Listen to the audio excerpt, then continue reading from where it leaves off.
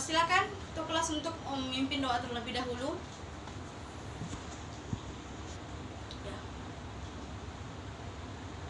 Ya, baik. Ibu akan absen terlebih dahulu ya. Sri Rahmadani Umar, Eka Widiawati, Feni Fitri Lestari, Rizky Dwi, Afisa Priani,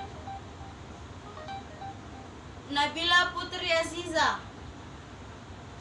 Ya, hadir semua ya hari ini. Baik, pelajaran kita pada pertemuan kali ini yaitu teks laporan hasil observasi. Ada yang tahu apa itu pengertiannya teks laporan? Ya, silakan Eka. Ya. Ya, baik. Makasih. Ya lumayan ya jawaban dari teman kalian tadi. Ibu akan menjelaskan apa itu teks laporan hasil observasi. Teks laporan adalah teks yang berisi penjabaran umum atau melaporkan sesuatu berupa hasil pengamatan atau observasi. Teks laporan atau report ini juga bisa disebut dengan teks klasifikasi karena memuat klasifikasi mengenai jenis-jenis sesuatu berdasarkan kriteria tertentu. Jenis teks ini mendeskripsikan atau menggambarkan bentuk, ciri atau sifat umum, yaitu seperti benda, hewan, tumbuh-tumbuhan, manusia, atau peristiwa yang terjadi di alam semesta kita. Teks hasil observasi bersifat faktual atau berdasarkan fakta yang ada. Berikutnya yaitu ada yang tahu apa itu pengertiannya teks laporan hasil observasi? Ya, silakan Feni.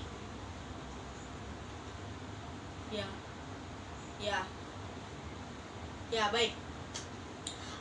Sudah benar ya yang jawab tadi teman kalian Feni. Selanjutnya yaitu pengertiannya yaitu yang lebih rincinya lagi, yaitu teks laporan hasil observasi adalah berita atau informasi yang dibuat berdasarkan pengamatan. Menurut Kosasi menyatakan bahwa teks laporan hasil observasi mengungkapkan fakta-fakta yang diperoleh dari hasil pengamatan, bukan hasil imajinasi. Hal ini menegaskan bahwa yang diungkapkan dalam laporan hasil observasi adalah sesuatu yang terjadi. Ada beberapa sifat teks laporan hasil observasi. Yang pertama yaitu bersifat informatif.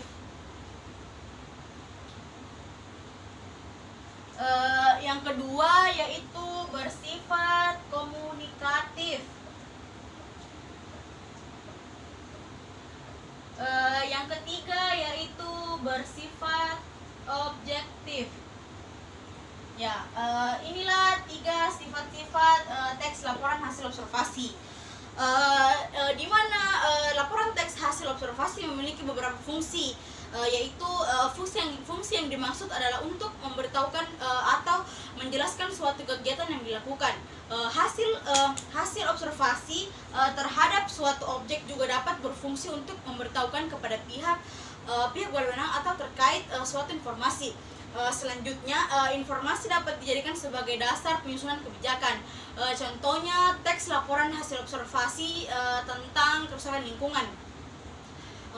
Selanjutnya yaitu selain itu banyak teks laporan hasil observasi yang dapat dijadikan bahan informasi untuk berbagai kepentingan.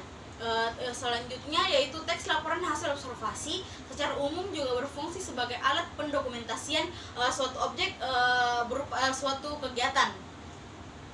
Adapun tujuan teks laporan hasil observasi yaitu tujuannya adalah melaporkan hasil observasi secara sistematis dan objektif berupa hasil pengamatan untuk memecahkan suatu persoalan atau menguji suatu hipotesis. Adapun struktur teks laporan hasil observasi, yaitu setiap teks pasti memiliki struktur dan fungsi unsur pembangunan. Demikian pula teks laporan hasil observasi. Teks laporan hasil observasi disusun dengan struktur. Yang pertama strukturnya yaitu pernyataan umum atau klasifikasi, yang kedua deskripsi bagian, yang ketiga deskripsi manfaat. Selanjutnya yaitu adapun ciri-ciri teks laporan hasil observasi. Yang pertama yaitu isi teks bersifat objektif dan tidak memihak. Yang kedua yaitu harus ditulis berdasarkan fakta yang terjadi pada saat pengamatan dilakukan.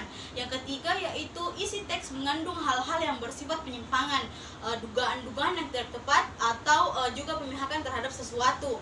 Yang keempat yaitu teks observasi disajikan dalam bentuk yang menarik, tata bahasa yang baik, susunan teksnya logis, dan isi dari teks berbobot dan berkualitas. Yang kelima yaitu isi teks harus dilakukan secara ditulis secara lengkap dan sempurna. Ada pula ini ya, itu kaidah-kaidah kebahasaan teks laporan hasil observasi. Nanti kalian searching di rumah ya, kayak nomina, verba. Selanjutnya yaitu untuk membuat teks laporan hasil observasi agar lebih mudah, maka langkah-langkahnya adalah begini. Yang pertama yaitu melakukan observasi objek penelitian yang akan dijadikan judul laporan. Ya. Yang kedua yaitu menentukan judul laporan yang baik dan benar sesuai dengan pengamatan yang dilakukan. Yang ketiga yaitu menyusun kalimat pembuka, menyusun isi laporan yang berisi gagasan atau ide ya. Yang keempat yaitu pokok dan saran yang disertai alasan terhadap laporan hasil pengamatan. Yang kelima yaitu menulis kalimat penutup ya, yang paling gampang ya. Setelah menyusun teks-teks itu hasil observasi, setidaknya kalian harus menggunakan 5W tambah 1H, yaitu kalian tahu kan apa itu 5W tambah 1H ya, coba sebutkan ya. Yang pertama itu kan what, apa. Yang kedua itu who, siapa. Yang ketiga itu when, kapan. Yang keempat itu where, di mana. Yang kelima itu why, dan yang terakhir why itu mengapa, dan keenam how, atau bagaimana. Untuk membuat teks hasil observasi yang menarik, maka ada beberapa syarat yang harus dipenuhi. Yang pertama yaitu objek yang akan diamati harus menarik ya. Yang kedua yaitu objektif, dan yang ketiga disusun secara sistematis. Yang keempat dapat dipertanggungjawabkan kebenarannya. Yang kelima yaitu menggunakan bahasa yang efektif atau logis.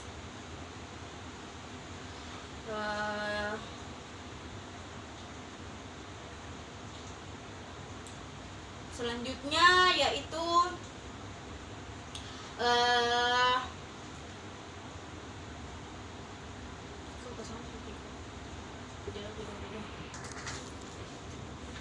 ya, itulah tadi Ibu Guru telah menjelaskan itu ya, sedikit strukturnya laporan teks hasil observasi. Tadi tugas kalian itu ya, searching yang tentang itu kaidah-kaidah yang itu kaidah kebahasaan teks laporan hasil observasi ya. Berikutnya Ibu akan memberikan tugas kepada kalian. Ini tunggu ya.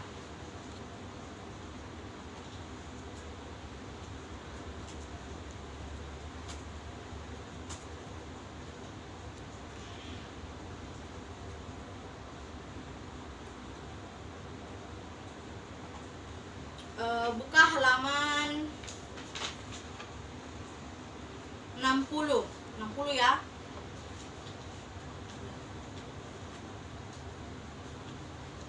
Nanti Ibu jelaskan kepada ketua kelas ya, suruh menghadap sama Ibu ya, nanti Ibu kasihkan tugasnya kalian itu ya, halaman 60 ya. Ada yang mau bertanya tentang pelajaran kita hari ini? Ya baiklah, sampai di sini dulu ya pelajaran kita hari ini. Kurang dan lebihnya mohon dimaafkan. Wabillahi taufiq wal hidayah. Wassalamualaikum warahmatullahi wabarakatuh.